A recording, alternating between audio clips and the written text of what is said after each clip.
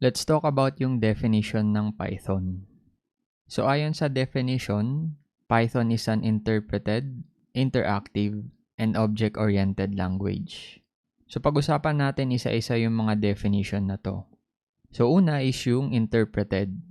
So pag sinabi nating interpreted, ang pinag-uusapan dito is yung interpreted versus compiled language. So ano nga ba yung interpreted tsaka yung compiled language? Yung compiled programming languages, ito yung mga programming language na kinocompile muna bago siya i-run. So yung mga examples nito would be something like Java or C++. Yung mga interpreted languages naman, ito yung mga programming language that we run on the fly. Okay, so hindi na siya kailangan i-compile, pwede na siya i-run agad. And isa na dito yung Python. Other examples would be something like Perl and PHP. Ngayon doon naman tayo sa interactive. Pag sinabi natin interactive, ibig sabihin you can interact with it ng live, katulad ng kapag nasa command line ka.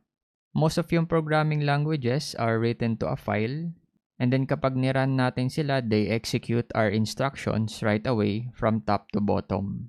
Of course, yung Python also works this way, pero yung special kasi with Python is that it supports running in interactive mode, wherein pwede natin siya bigyan ng instructions line by line, at i-execute lang niya yung mga instructions na yon as we type them.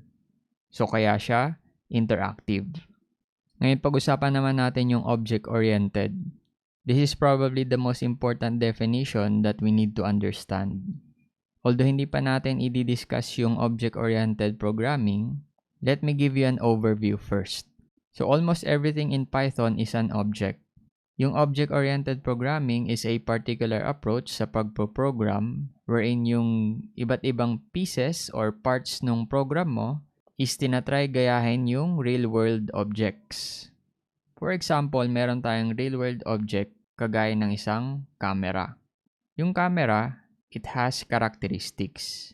Katulad ng how many pixels does it support. Di ba yung specs ng camera merong pixels? So another is what kind of lens does it use and is it interchangeable? So yung camera meron siyang lens. Yung lens niya pwedeng built-in, pwede rin namang napapalitan. Yung camera also has capabilities katulad ng kaya niya mag-capture ng image, which as we know yun yung pinaka main function ng camera.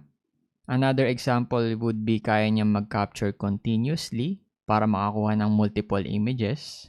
So yung objects in Python will also have a similar concept, such as meron din silang characteristics and capabilities. Yun yung ibig sabihin ng object-oriented programming.